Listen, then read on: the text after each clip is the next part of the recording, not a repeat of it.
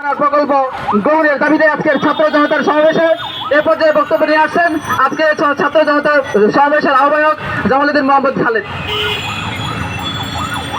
বিসমিল্লাহির রহমানির রহিম। নাসরুম মিনাল্লাহি ওয়া ফাতহুন করিব। বক্তব্য অনেক হয়েছে, আর বেশি বক্তব্য দিতে চাই না, বক্তব্য দেওয়ার মতো পরিবেশও নেই। আমরা খুবই ভারাক্রান্ত। আমরা একটা কথা বলতে চাই, যখন স্বৈর শাসন এখানে বিরাজ করছিল, গত জুলাই বিপ্লবের আগে যখন স্বৈর শাসন এখানে বিরাজ করছিল, সেই সময় আমরা এই রাজু ভাস্কর্যে দাঁড়িয়ে বিভিন্ন প্রতিবাদ সমাবেশ করেছি।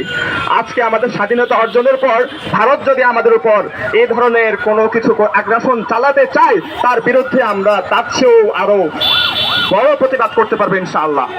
আমি শুধু একটা কথা বলতে চাই, মালদ্বীপের মতো একটা ক্ষুদ্র দ্বীপ রাষ্ট্র যদি ভারত খেদাতে পারে, আমরা বাংলাদেশের জনগণ ভারতকে পেদাতেও পারবো ইনশাআল্লাহ।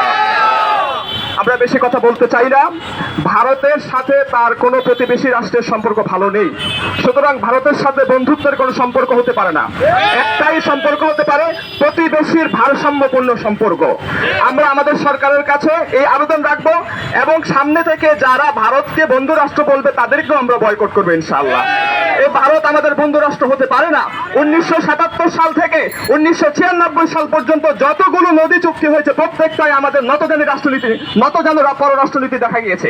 আমরা বর্তমান সরকারের কাছে আবেদন করব, পুনরায় নদী ভিত্তিক নদী চুক্তিগুলোকে পুনরায় আবার করা হোক, এবং সেখানে বাংলাদেশের জনগণের পক্ষে, বাংলাদেশের জনগণকে বাংলাদেশ এবং অববাহিকায় যে রাষ্ট্রগুলো রয়েছে, নেপাল সহ সবার মাঝে যেন সুষম পানি বন্টন করা হয়, সেই চুক্তি আবার পুনরায় করা হোক। পাশাপাশি বাংলাদেশে যেখানে নদী দখল করা হয়েছে, গত 16 বছর ধরে তারা শুধু আমাদের ব্যাংক দখল করে নাই, তারা আমাদের নদীগুলো দখল করেছে। এই আওয়ামী লীগের সমর্থিত এই আওয়ামী লীগের নেতা কর্মীরা নদীগুলোকে চর দখল করা হয়েছে।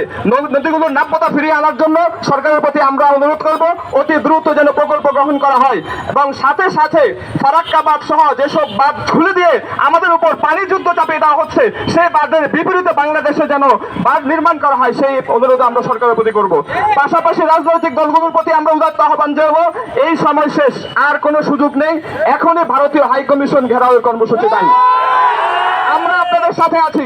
বৈষম্য বিরোধী ছাত্র আন্দোলনকে বলবো, এখনই ভারতের হাই কমিশন ঘেরাওয়ের কর্মসূচি দেন। আমরা ছাত্র জনতা মাঠে নেমেছি, আমরা আপনাদের সাথে আছি ইনশাআল্লাহ। নাসরুম মিনাল্লাহি ওয়া ফাতহুন করিব ওয়া বাশশিরিল মুমিনিন। যারা আজকে এখানে আমাদের আহ্বানে ছাত্র জনতা সমাবেশে এসেছেন, সকলকে অভিনন্দন, সকলকে মোবারক জানিয়ে এখানে আমরা শেষ করছি।